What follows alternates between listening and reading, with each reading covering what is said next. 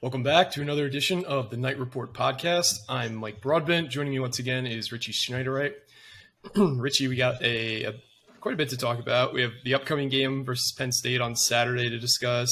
We have a big game against Temple in basketball on Friday at Mohegan Sun. A couple of recruiting items we want to hit on before we sign off today. But first, this podcast is brought to you by BetOnline. Basketball is back, and BetOnline remains your number one source for all your sports betting needs this season. You always find the latest odds, team matchup info, player news, and game trends on BetOnline. And as your continued source for all your sports wagering info, BetOnline features live betting, free contests, giveaways all season long. It's always the fastest and easiest way to bet on all your favorite sports and events, whether that's NFL, NBA, NHL, MMA, tennis, boxing, or even golf. You can head to betonline.ag today to join and receive your 50% welcome bonus on your first deposit. Make sure to use the promo code BELIEVE, that's BLEAV, to receive your rewards. Bet online where the game starts. And as always, we're also sponsored by Adam Goldman. If you don't know Adam, he's the franchise coach. Basically, he's a 10-year franchise veteran, New Jersey native. He's been doing this forever. He basically sets you up. Instead of doing your 9-to-5, your typical 9-to-5, Monday through Friday in a cubicle, he'll set you up with your own business and get you started and get it off the ground. Whether that be a food restaurant or the food industry business or a medical supply business or something else, whatever you kind of prefer. He'll help you get started, and it's a free consultation. So just hit him up today, 844-800-3726 or franchisecoach.net, and you can own your new business as soon as possible.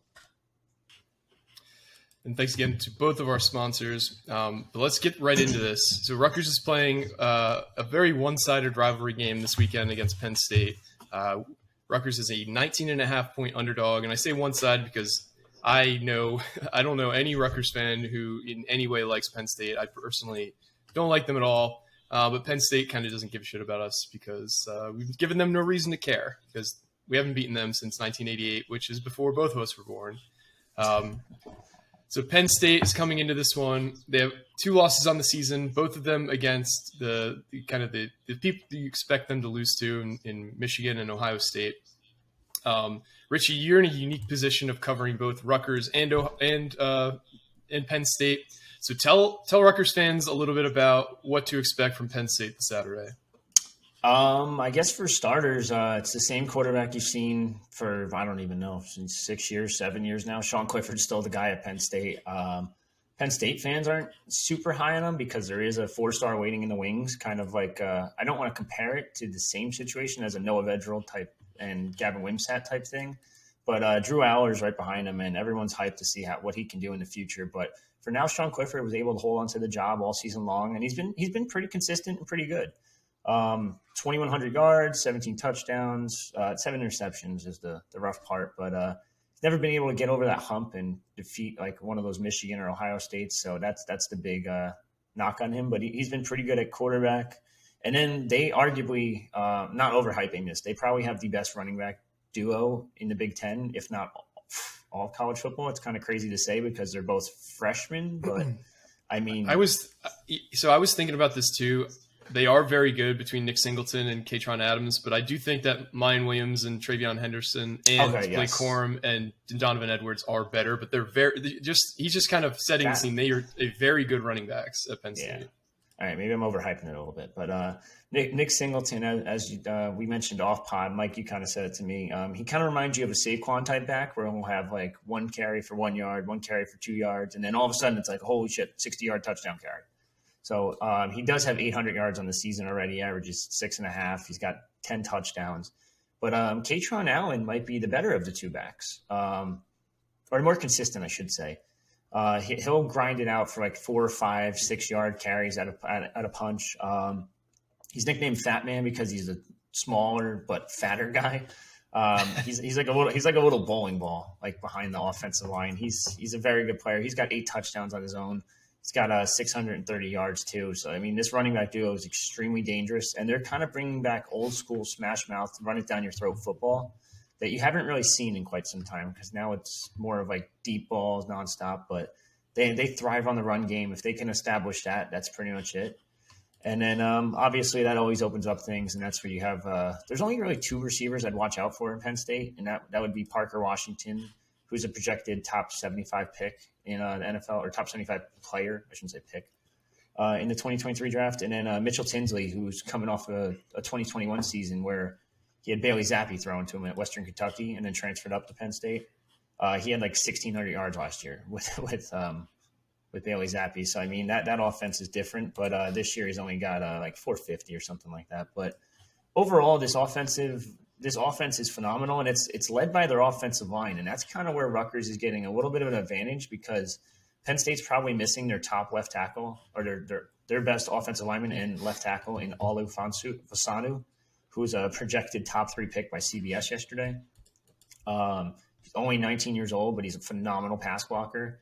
But he's probably going to be out for the game. And then they're going to replace him with a true freshman, Drew Shelton. And I think that's where Rutgers has to attack. I think that you have to put Aaron Lewis on the true freshman. Mind you, the true freshman's pretty good. He's like a top 150 kid last year, but they're also missing their left guard in Landon Tangwell, who's out for the season, but they replaced him with a graduate transfer from forget where Hunter Norzad went, one of the Ivy Leagues, but he transferred up as well. Pretty sure that was Harvard, right? It might have been. Yeah, I think it was Harvard. He's been pretty solid too. So mind you, they are missing their left side of the line, but they're still pretty good backups too. So that was Cornell. Sorry, Cornell. That's what it was. Their offense is just it's a really good offense this year. It's going to be hard to stop, and I think that I kind of just pointed out the 1 weak spot on that offense. Yeah, and you said they're off. I think you said off camera that their offensive line are going to have 2 of their top players possibly not playing this week. There's their left tackle, and I don't know his last name, but his first name's Olu. He's a guy that's rapidly rose up draft boards this season with how he's performed. Sounds like he's not going to play.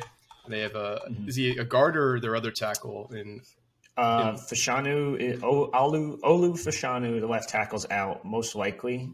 He wasn't in practice yesterday, so he's probably out again. Missed the past couple weeks. And then left guard would be Landon Tangwell, who's also out, a former top 50 prospect. So that you got to attack that side if you're Rutgers. Aaron Lewis has to be attacking that nonstop. Wesley Bailey could have a decent game. Mind you, like I said, the backups are still pretty good players. Like Norzad was one of the most highly conveyed offensive linemen in the portal, and then Drew Shelton was a top 150 prospect. So I think that's what you got to attack if you're the Scarlet Knights. Yeah, I want to touch on Western Kentucky really quick because obviously you mentioned Bailey Zappi, who now probably should be starting over Mac Jones this year, but obviously he's not. They landed another kid from D2 this year. His name's Austin Reed, and he's just having like a crazy year. He's passing at 68% completion percentage, 3,500 yards, 31 touchdowns, 7 interceptions. That offense, man, like they just a coach who can in college who can really teach like the air raid offense. Just like it seems like it's unbeatable. I don't know why more teams aren't running a version of the air raid, but anyway, that kind of let's talk about Penn State's defense a little bit. We've kind of gone through the top players to look out for on offense. Tell us a little bit about the top guys on defense to look out for. So this one's interesting, and I've kind of had this kind of spicy take. Their best player is not even the starter. I think Chop Robinson is a phenomenal edge rusher for them. He's got 4 sacks already on the season. He's a transfer from Maryland. He came in, I think, middle of the summer, and people were like, "Oh shit, like he's a pretty highly rated kid, like Maryland kid, coming to Penn State again." Joining his former teammate, PJ Mustipher, who starts on the interior. But he's just been an insane, like whether it's sacks, whether it's just quarterback hurries and just pressures in general, he's been able to get to the quarterback frequently. Like it reminds me of like a Kamoko Toure type of guy who just comes in on 2nd and 3rd down mostly and just straight up pass rusher. You don't have anything to do. He's just so quick around the edge. But other than that, obviously they have a couple New York guys. They have a New York guy in Adisa Isaacs, who some fans might remember as a recruit back in 2019. PJ Mustipher, I just mentioned, out of McDonough down in Maryland. He was injured last year with an ACL injury, but he's back. He's one of the upper echelon D tackles in the conference, I would say. And then they just rotate in a lot of dudes on the defensive line, similar to kind of like what Rutgers does. They're probably 10 deep, I would say, same thing as the Scarlet Knights. Linebackers, where it gets a little interesting. They've suffered some injuries in recent weeks, but Curtis Jacobs, 5th or 6th year senior, COVID year senior, whatever you want to call him. He was back in practice yesterday. He's kind of our leader there. Jonathan Sutherland moved from safety to linebacker this offseason. I guess last season, actually, because I think it was the Rutgers game. He actually started shifting down more. But he's actually a former teammate and a former trainee, whatever you want to call it. He trained with a couple other Rutgers Canadian prospects, and Renee Conga and Wesley Bailey at that Gridiron Academy up in Canada. So there's a couple connections there. And then Abdul Carter. Abdul Carter's like been a stud freshman linebacker for them. He's in the starting role now. He's a former teammate of Samuel Brown. He's actually a late addition for Penn State, which is kind of interesting considering how good he's been. Like they're saying probably mid or freshman All-American good. So he's the next number 11, as they call it over at State College, which is the Michael Parsons, any other linebacker that's pretty notable. And then DBs. Rutgers might have lucked out again because Joey Porter had appendicitis last week, according to James Franklin. So they might be able to avoid him being out there. It depends on how healthy he is. I know it's a weird case because how appendicitis is just weird. I've had it, and it's just like there's a weird recovery time. I'm like, you obviously want to get him a couple practices, but he's another guy who's an NFL prospect, top 75 prospect. Jair Brown's a New Jersey native and probably their best player, one of their best players on defense at safety. He's a little undersized, kind of like similar to Christian Izzian type size. I think he's like 5'10", 5'11". Obviously, those numbers are always inflated, so maybe a little smaller. But he's been a force back there. And again, they have some youngsters back there too that they're just rotating in and out. They have depth.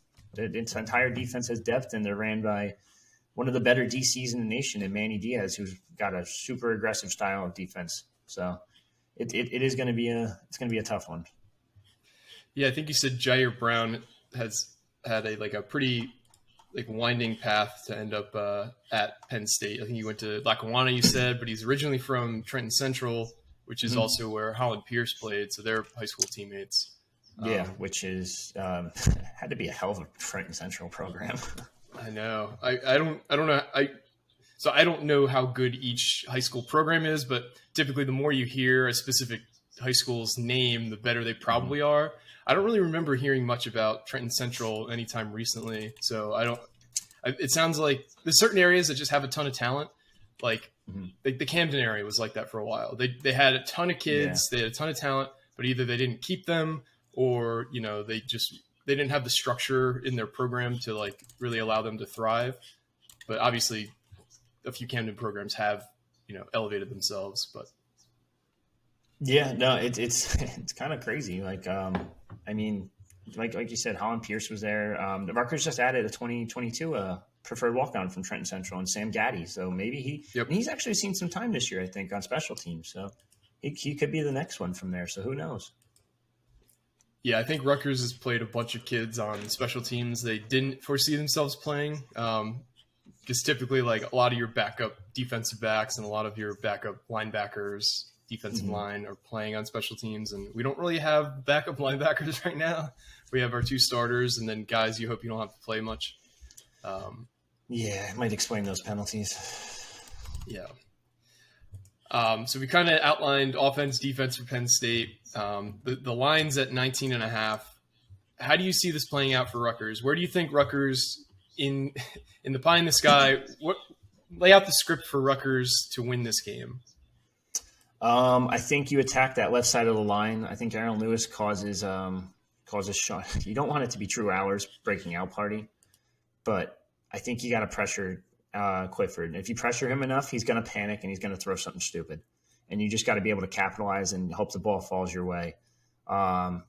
These running backs are, for the most part, don't fumble too often whatsoever. There was one case where Nick Singleton fumbled twice earlier in the year. I think it was it wasn't Purdue. I forget who it was against, but it was one of the Big Ten West teams. But other than that, they really don't fumble. So I mean, you're going to have to stuff the box quite a bit. And just kind of bank on your cornerbacks being able to lock these guys down one-on-one. I think it was against Northwestern. That's what it was. It was a giant rainy game, so maybe pray for snow. I think you got to trust your cornerbacks in this one. If they're going to burn you, they're going to burn you. I mean, Max Melton's had his struggles this year, But end of the day, it's still Max Melton. He's still a very good prospect. You got to hope he can cover one. Christian Braswell's been phenomenal, so I think he could be able to cover somebody. Like Parker Washington's not huge, so he should be able to cover him for the most part. I'm trying to think who else. Shaquan Loyal or Robert Longerbeam, one of them has to step up. You got to pressure Clifford, though, and I think that starts with pressuring that left side of Penn State's line. Whether that be Wesley Bailey, who's had some ups and downs, and I'd argue more ups. He's been pretty good. He's developing nicely. Aaron Lewis obviously has to do something and kind of just pressure that, I guess, either side, whatever side he's on.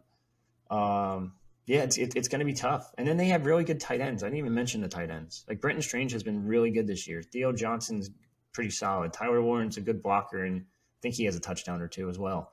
So that linebacker core, they have all facets of this offense, and you kind of saw it on display last week. You saw it on display even versus Ohio State, who's a pretty good team. They were hanging in there and even winning at halftime. So this is going to be a tough one for Rutgers, and in order to win, you're going to have to probably create the most pressure on Sean Clifford that he's seen all year, which isn't crazy out of this Rutgers defense that's ranked pretty high.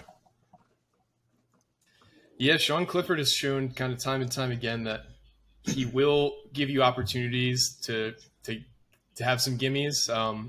He's going to throw the ball. He's going to have errant passes. He's not a bad quarterback, but he does kind of just make some really dumb mistakes sometimes, whether it be like taking dumb sacks or throwing dumb interceptions. Like if you look at the Ohio State game, that was his worst game of the season, but he still played pretty well. He was 32 for 47 for 371 yards, 3 touchdowns, but also 3 picks, also 3 sacks. So we really do need to put some pressure on him.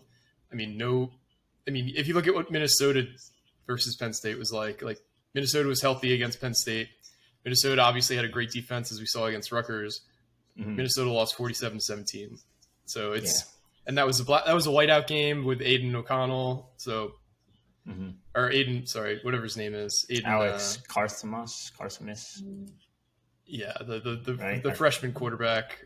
Yeah, sorry, it's not Aiden. I'm thinking of the Purdue quarterback. It's like Alex or something. Alec, I forget.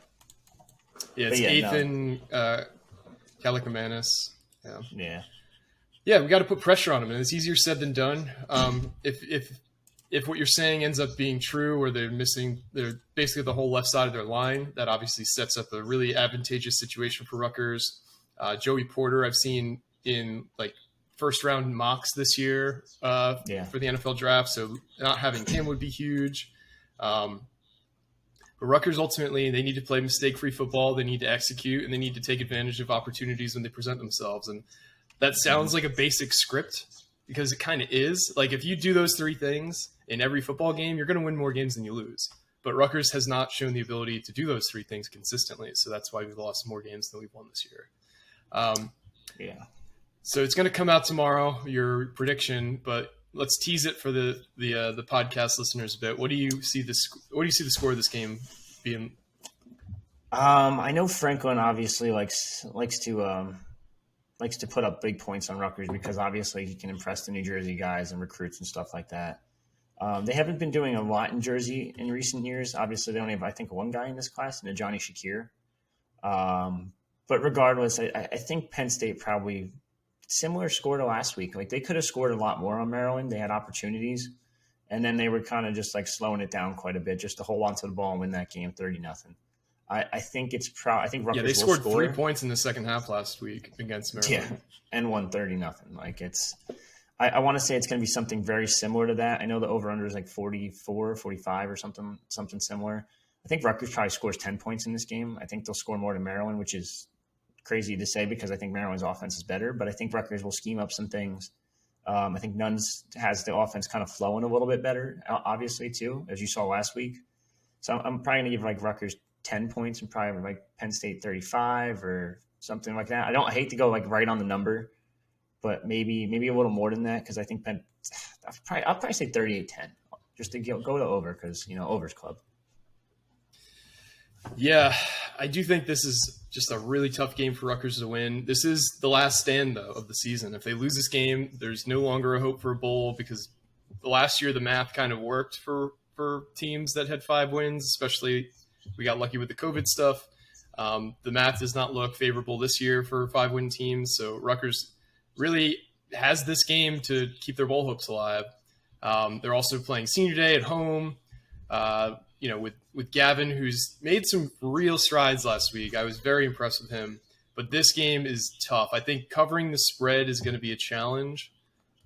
I don't see Rutgers winning this game, but I do think they ultimately do cover the spread. I think they end up losing something like 34-17. And we see the good things to take out of this game are going to be that Gavin still looks better. While he did make some mistakes, I think he does turn the ball over because his defense is really good. I think he makes more good decisions than bad decisions, and that's something you could build on heading into the Maryland game and heading into the offseason. Yeah, pretty spot on. So we've kind of hit on some transfer portal stuff. There hasn't been a ton that has kind of happened this week. I think the portal stuff is going to truly get wild after the last game. We've seen kids enter the portal like either unofficially or announce their intentions to enter the portal. I don't think there's a whole lot of new stuff from the last time, though, that we talked about. Is there anything recruiting-wise that you wanted to hit on before we moved on to some basketball stuff? No, I mean, there's a couple uncommitted guys out there that Rutgers still has offers to. Jack Rooster is obviously priority number one. Well, he's the quarter. He's committed to Harvard, though. Oh, yeah. I shouldn't say uncommitted. He is committed to Harvard, but I don't know if that's going to last too long. Rutgers obviously offered, and they're trying to get an answer out of him relatively quickly. We'll see. They would like to lock it down. If not, maybe they start looking elsewhere. I know we've talked about it off the air, and I guess I could probably mention it on here now at this point since they didn't offer him yet. But Trey Drake, North Dakota State commit out of Western New York. It's a guy they were showing interest in, and if Cruiser doesn't commit, then maybe you start looking towards him, or maybe you start looking elsewhere, or maybe the Chad Mascos of the world who was at Campbell, and you pursue him as a transfer since his brother's coming to Rutgers anyway, and he's done pretty well at Campbell. So there's not a ton of options out there. Obviously, they jumped in the game super late with quarterback recruiting. I'm going to knock them on that 100% because you need a quarterback every class, number one. But number two, you can't offer quarterbacks in fucking November. I truly do not understand the philosophy of this. Like, did they want to see how the quarterbacks looked before, like throughout the season before they decided on adding a guy? Do you think that's what it was? That's the only thing I can think of that would make even like a modicum of sense. It makes no sense. And I think that's more of a product of Gleason. And I think it's about him trying to reinvent the wheel. Like you can't, like you just got to add a quarterback. Maybe you're not going to get your top guys. You're not going to land a top dude after landing Gavin Wimsatt, who's probably your projected starter for this year and then 3 more years. So it's going to be hard to land a top guy, whether that be portal, whether that be high school. So that's why you offer the Sean Boyles and Tucker McDonald's. And then all of a sudden you negate against Tucker McDonald. Then he's like, all right, screw you. I'm going to go to UConn instead. And like, yeah. Then Sean Boyles like, you know what? We don't need him really that much, whatever. Then all of a sudden West Virginia picks him up. And it's like, oh shit, maybe you should have pursued him a little bit more. And now you're offering. And he might be back on the market though, right? Because Neil Brown's looking like he's going to be out of there. Actually, they just had a big win against Oklahoma, so that kind of complicates things. Yeah, that's such a weird program now with that new coach that's been Venables. That's been dog shit. Like, yeah, it's tough. Like a lot of people think, like even like the haters on Schiano, they're like, yeah, let's get rid of him. Let's get Matt Rule. Like it might not work. Like you don't know. Like, and this guy's done it at Rutgers before, so. Not preaching the Schiano train here, but like going back to quarterback recruiting, I got to switch back to that real quick. That it was just abysmal what they've done. Like I don't get it, and I kind of blame Gleason for that 100%. And I would love to talk to him one day on here and just be like, what the fuck was happening? Like, yeah, just tell us what your thought process was, and if we get an honest answer out of him, I wonder if he was just scared that Gavin would leave if they brought a kid, which. I don't know. You can't be scared. Like you can't be scared of that. And to bring one quarterback in 3 classes is just irresponsible. Like, yeah, that's like you're 2 bad plays away from having to put in like that walk on. Austin Albert Gavin Rupp. Austin Albert Ricky's the better walk on. Well, without a doubt. He's also like 5'9", so not ideal. Yeah, but this Trey Drake kid, I saw a bunch of coaches on Rutgers starting to follow him, so I was kind of bouncing off you. I was like, "Do you know anything about this kid? Looks like he's a high school kid from Western New York. He's had a really good season. He's thrown for almost 2,000 yards in 11 games, 24 touchdowns, 1 interception. He's shown ability to run this year that he hadn't in the past. He's got 61 carries for 240 yards and 6 touchdowns. So, I mean, he's a little. I don't know if he's raw, but he's a he plays safety and punter for them as well. He's led them to like the state title game last year. I think he's pretty good. We'll see. I don't know. At this point, even if it is a better opportunity, it's tough to get a kid who's been committed to a school for like a year to suddenly back that off. But it happens all the time, so we'll see. Yeah, I mean, any time a kid's going to North Dakota State, I mean, you look at the production and it's like, all right, shit, I got a couple NFL quarterbacks. Like, I think I trust their QB evaluations over most. Yeah, I think they're the only school that's had 2 top 5 quarterbacks in the last 5 years, or not 5 years. I guess it would be like the last 8 years to go in the NFL draft between Trey Lance and Carson Wentz. So they clearly know what they're doing there. So I guess not a ton going on with recruiting, but stay tuned to the boards for more on that. Let's pivot to basketball. Let's talk basketball recruiting. Obviously, yesterday marked the end of the early signing period for basketball. Rutgers seemed to be really in on 3 guys, and unfortunately they went 0 for 3. Tell us a little bit about what happened with those targets and kind of what to maybe look for in basketball recruiting moving forward for the rest of this class. I guess the first one, Papa Conte, was not obvious, but like we always kind of had a feeling Michigan was in the lead here, despite the Griffs being his guardians over here in the States. But yeah, no, Juwan Howard did a really good job recruiting him. Went on an official visit this fall. I forget when it was. I think it was summer.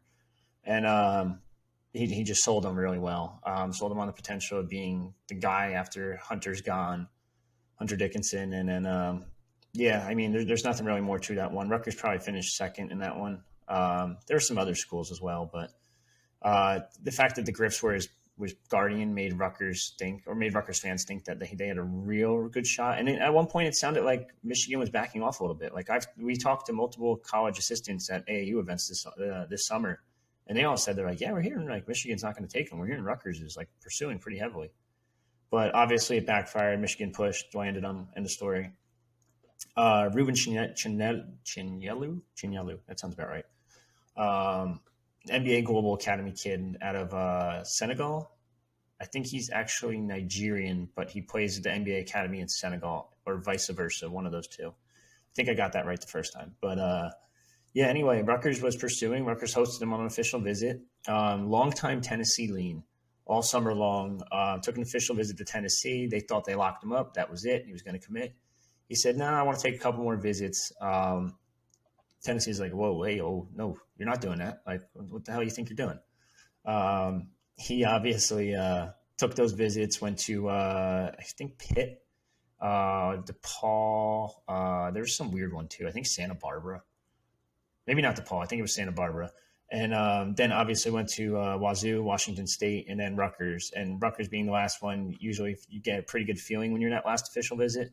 It sounded pretty promising. I know after talking to sources earlier this week, they were told, Rutgers sources were told that it wasn't, that they were still in it. So it was like sounding like, oh, pretty promising. Like, holy shit, they're going to land this 4-star out of the NBA Academy. That's pretty big.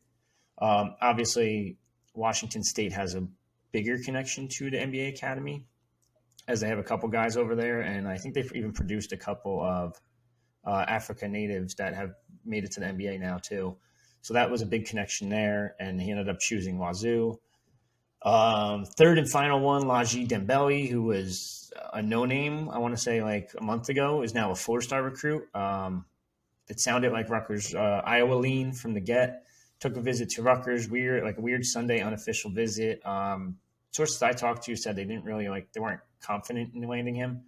And then all of a sudden, within the past couple of days before his decision was coming, it sounded like he postponed it because he was trying to reach out to a couple schools still. It sounded like Rutgers was making a last-minute push. However, obviously, he chose Iowa yesterday, signed with the Hawkeyes. So yeah, that's 1, 2, and 3. And then now what's next? They're going to have to get a big man in this class. That's obvious. Where do you go? Do you go to the portal? Probably not yet. I think you hold off on that. There's still one big name out there that Rutgers was pursuing before all this was happening, or I guess in the middle of all this, and that's Jocelyn Bodo out of Southern California Academy, which is like one of the biggest schools in the country in terms of basketball.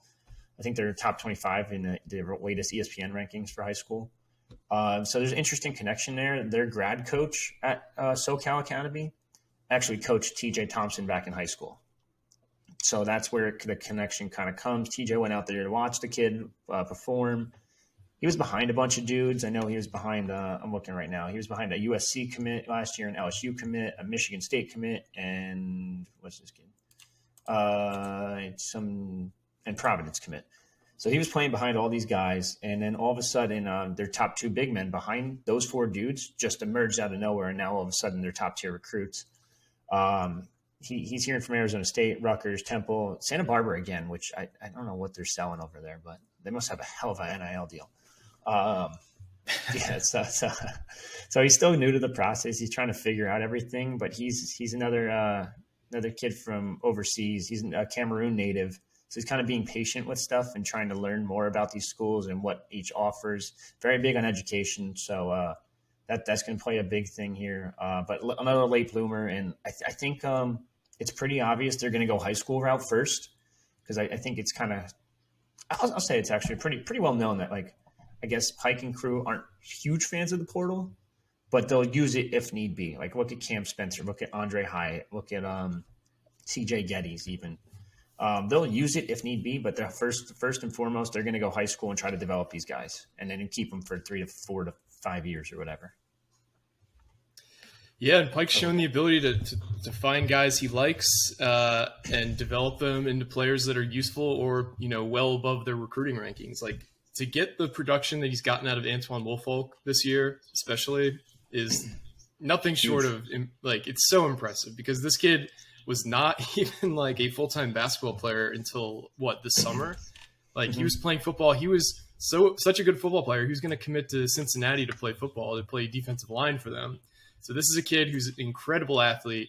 Pike's liked what he saw out of him. He was under-recruited, and he's started his development process, and he's now the backup 4 and 5 for Rutgers. So I think you just need to trust Pike. Even if the kid doesn't have a ton of offers, even if he doesn't have the highest recruiting rankings, Pike is going to develop him in like 9 times out of 10. There are kids that, like, don't work out, but there's way more kids that do work out. And even if he's not a starter, having depth, having a guy who's not going to come in and be a total liability is just as important as having a frontline starter.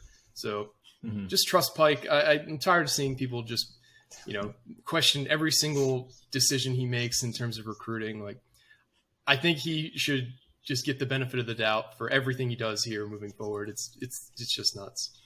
Yeah, I know you mentioned it. Woolfolk went from a potential Cincinnati football commit to top 32 power forward in our rankings. Like, he was really good in the AAU circuit. Like, he played phenomenal. And then honestly, that's another TJ Thompson find. TJ Thompson, people criticize, and I'll even admit I was one of them. I'll eat a little bit of crow there. It was like a random AAU coach, and we're like, what the hell? Like, why are they hiring this guy? Like, I know he was like on their staff in some capacity beforehand, but like, they just promoted him instead of hiring like a big recruiting shark. But he's been really good. TJ played with Woolfolk's head coach, Chet Mason, who was, I think, played in the NBA at one point too. And they played together in a Continental Basketball League or Association.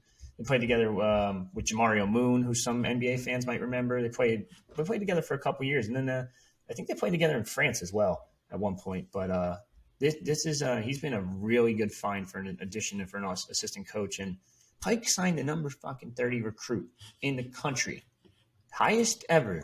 And people are like, well, yeah, but he sucks. It's like, what do you mean he sucks? He signed a number 30 recruit. And before that, he broke the record before that too, signing Cliff.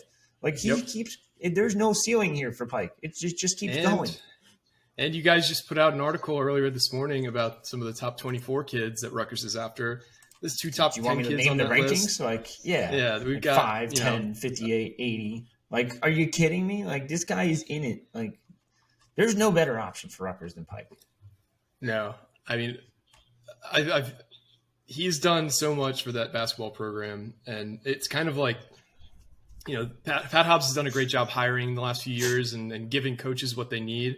But I really do think that Rutgers needed some kind of flagship program to kind of like move the ball forward. And that's clearly what Pike has done. There's so much excitement at the RAC. I mean, we both went to Rutgers, so we both know what the RAC was like when we were students.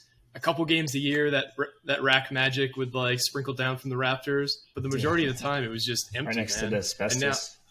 Right next to the asbestos, right next to the area that didn't have AC when we were there. It's not a thing, I swear. Yeah, but now every single game sold out. I think we've sold out almost all this, the tickets from Rutgers Athletics this year for every basketball game, which financially is huge for the university, but also it is such a good recruiting tool when you could take a kid can only make one game with his schedule in the basketball season, and that happens to be a Friday night game against just throwing out some shitty opponent. Let's just say a top 300 Ken Palm team. To have that be a sellout and to have that atmosphere be almost as good as it would be for like a big rivalry game, that's so huge for recruiting. And that's kind of what Pike has created. He's created this atmosphere where every game feels like an event rather than just, this is this team, but the Seton Hall game, wait till that one, that'll be huge. But now every single game is an event, which is awesome. I'm looking right now real quick, 150 left for Central Connecticut, 200 left for Bucknell. That's 2 days before Christmas, so that one's a little tough. 75 left for Maryland, and then everything else is sold out. 200 for Penn State, 200 for Minnesota. Sold out. 400 for Nebraska. And everything's pretty. I'm in March, and there's one game left. That's it. It is impressive what they've done, and I have a spicy take real quick. So every team that has gotten a practice facility has always been very successful within the next couple years afterwards. So conspiracy theory: Rutgers football built this great Cristiano football palace. That's the key. Baseball, soccer, lacrosse, other soccer, basketball, obviously. Wrestling, this might be the year. Gymnastics has been phenomenal. Women's basketball, and let's give them time to see what happens. But I'm just saying, every time there's a practice facility built within the next 5-8 years, these teams are winning championships. So football needs to get on the ball. Yeah, even some of the worst programs Rutgers had, like women's volleyball, has shown massive improvements the last few years. I think the first, I'm not joking, I don't know this stat exactly, but I believe the first 3 years we were in the Big Ten, volleyball didn't have a single conference win, and now they're still towards the bottom of the conference rankings. But when you look at who else is in Big Ten volleyball, it is literally almost all the best programs in the country. Similar to wrestling. Yeah. Think of it like wrestling, where you know how Big Ten wrestling is we might be 6th in the Big Ten, but we're ranked 13th nationally. That's kind of how volleyball is in the Big Ten. It's very, very, very competitive. Yeah.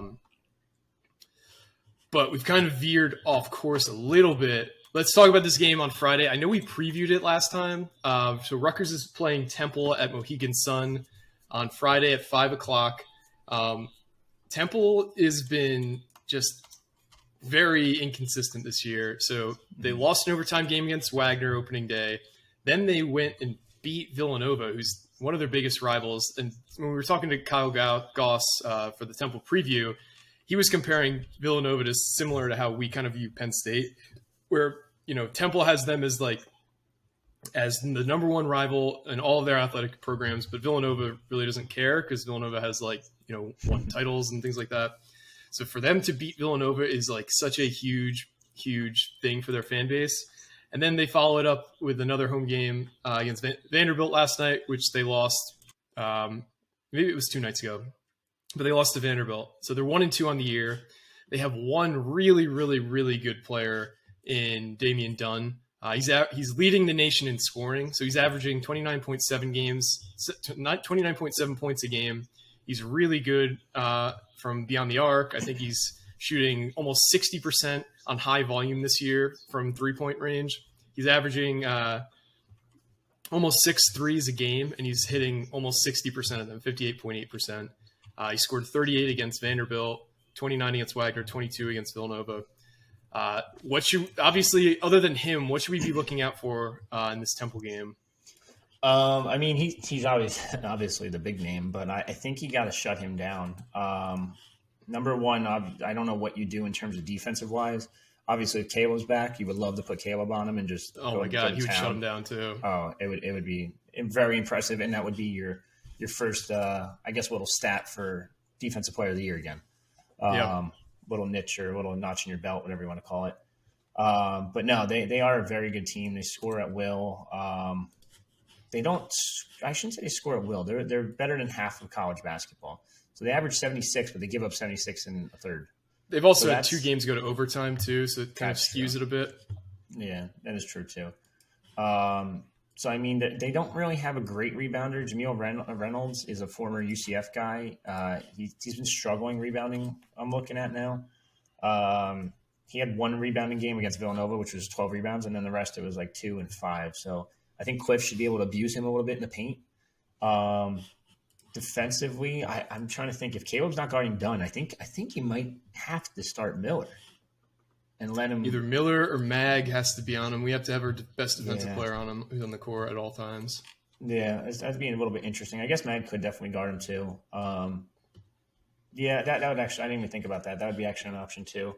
But yeah, definitely wouldn't put Spencer or Paul on him if Paul's healthy, which I kind of expect Paul to be healthy. Caleb's the one I'm a little questionable on. They're both questionable. They're both limited this week in practice. So basically means they're on the side doing like stuff with the trainer to get prepared eventually. But yeah, no, I think they're a poor rebounding team. I think you attack that pretty heavily. You have Cliff, who obviously can be a pretty good rebounder. You have guards that are pretty good rebounders in Mulcahy and Hyatt. Even Mag's turning into a pretty good rebounder as well. So I think you attack that. And then you're just going to have to try to shut down Dunn. Dunn's like, 25 to 30% of their offense, 33%, if you want to say that. Yeah. Yep. And then you have a pretty damn good shooter in your own in Cam Spencer. So that's not – their defense isn't great either. So Cam might be able to score quite a bit too. Derek Simpson's been pretty good as well. I don't think they're ready for that. And then, like I said, I think Cliff's going to go for a big game. I think Cliff gets like one of those 12, 2015 type games. I think you abuse that paint as much as possible. They are a bit undersized because after Reynolds, they don't really have a good center. Zach Hicks is their 4, and some of you might remember him. He was a Rutgers target at one point. Actually, really wanted a Rutgers offer at a Camden Catholic. But he's like rail thin. He's like a 6'7", like 175, 180 range. So whether it be Mag, whether it be Reber, but whether it be Woolfolk, you should be able to like body those guys down low. So I'm pretty confident that that's what's going to happen. I think it's going to be an interesting game. I don't know. Maybe Cam Spencer guards him. I forgot Cam was a pretty good defender too. I'm just saying the better defenders, I guess, Miller and Mag, but Spencer is a good defender as well. And I'd rather him focus on offense. Yeah, I think Spencer, he's not probably the same level of like one-on-one defender that a Jalen Miller, Caleb McConnell, or a Mawat Mag are, but he's like so smart out on the court. He is, he's always got his eye on where the ball is. Like he's able to like almost sneak up on guys, I guess, like when they're trying to like make a bounce pass or like a quick pass in the lane. Like he's just always very quick to get his arm up. So I would say he's not like as good of a defender. He's probably like our 3rd or 4th best defender, which is still very, very good. But I think his steal number is a little inflated right now. I don't see him averaging 4 steals a game. Of course. But I mean, I think he averaged like 2.4 or 2.5 last year with I'm trying to find it right now. 2.3 with Loyola Maryland. So it's not like he's a bad defender, but like I said, you got to shut down Dunn. That's the first and foremost key, and then attack the rebounds. I think you should be able to get a ton of offensive boards. Even if you're missing shots, just keep putting them up. If you're Spencer, even Paul's been pretty good from 3 at times. Derek Simpson's obviously got a pretty good shot. Like I think you just keep putting up shots, and you should be able to trust your big men down low to outboard them pretty easily. Yeah, and in terms of KenPom, Rutgers is currently 40th in KenPom rankings. Temple is 102nd. Temple hasn't played anyone nearly as good as Rutgers is defensively. In terms of defensive numbers in KenPom, Rutgers is ranked 12th. I think the highest that any opponent has been defensively that they've played has been Villanova, who's 54th. So I think they're kind of playing a team that they haven't really seen the same quality from this year in terms of defense. The size, I think, is also going to be a huge issue. Like you said, they only really have one big man, and that's Jameel Reynolds. So if we get him into foul trouble, their backup big is a transfer from Northern Colorado. His name's Kerr Jungkuch or something like that. So he's not very good. Their team's also very young. If you look at their roster, every player on their roster outside of that guy, Kerr Jungkuch I just mentioned, has either a freshman or sophomore eligibility. So this is a team that doesn't really have a ton of veteran leadership. So I do think that's something we could take advantage of because Rutgers is very veteran-led at this point with a few really good newcomers sprinkled in. So, yeah, I think this is a game Rutgers should play well as long as they don't, allow this, three-point barrage from Temple. So stopping Damian Dunn will be huge, but it's easier said than done because nobody's really been able to do it this year, even ranked Villanova. He still scored 22 on them. Well, that's the thing, too. If I'm looking at their numbers, they're shooting 33% from three for the field, but that's all Damian Dunn. Damian Dunn shoots 58%. Then there's only three other players that have shooting percentages from beyond the arc, and that's Khalif Battle at 28, Zach Hicks at 30, and then Hasir Miller at 33. No one else has made a three-pointer on the team. So it's you shut down Dunn, you win the game. That's it. Now, I know Ken Pom, I'm looking at it now, has them predicted to win 70-64. I think Rutgers is going to win by more than that. A lot more than that. Yeah, let me see if the line's out for that game. And I'm in Pennsylvania, so I could actually check it on my app. But, Temple doesn't really scare me that much. As I don't know if it's because, I think they've been so impressive the first three games. Where last year, there was clear struggles early in the season. I think they just kind of sleptwalked through a lot of it. Pike has these guys ready to play. These guys are not taking any game for granted this year, which you shouldn't ever. But I think a lot of lessons were learned, especially by the veterans last year in Cliff and Paul. And I guess let's talk about Paul. Do you think Paul plays on Friday? I think he does. I know it looked like, going back, I know I said this in the last pod, it looked like his shoulder popped out, and it looked like he came back to the bench too. It looked like he had his uniform on. I don't want to say he could have went back in, but God forbid, in a total emergency situation, he probably could have went back in my opinion. I know it's crazy to say because a shoulder pop, I've never experienced it personally, but we've seen people pop their shoulders back in football and go right back in, not right back in, but eventually go back in the game, and it's oh shit, that probably hurts like a son of a bitch, but you're just gonna power through it. So maybe I think he'll be good to go. I think they're just more being cautious with the limited stuff this week. I think he'll be fine. And then this team is really good. Even if he can't play, there's a lot of depth this year that I think a guy like Simpson could step up and fill that starter void if need be, and could make the offense even go a little bit faster because it's no secret he's faster than Paul. It would be interesting to see what happens if Paul can't go, but I do think Paul will go. I think he'll be fine. And then Caleb's the big question mark. Who knows when he's coming back? Originally, I think before the season, I said this game versus Temple. Now I'm starting to hear it might be a little bit longer, or I should say last week when I was asked to someone, they said a little bit longer, but we'll see what happens. It sounds like he is limited in practice again, so we'll just wait and see. It could be this game. It could be the next game. So.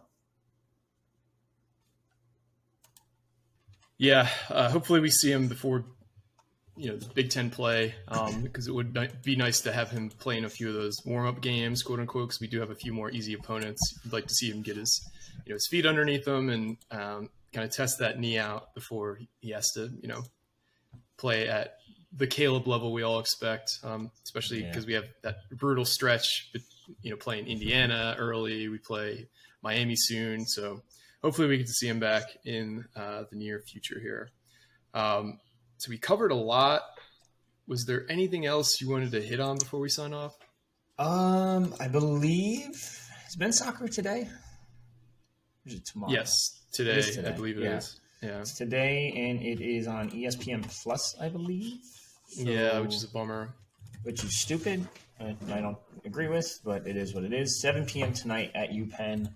I'm just kind of making an assumption here. It sounds, knock on wood, it looks like they should be able to beat this UPenn team.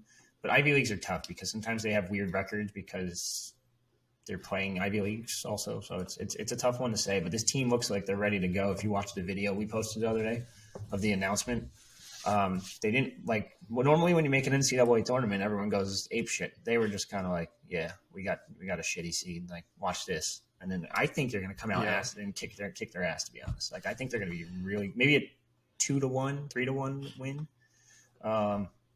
I like their chances in this one a lot.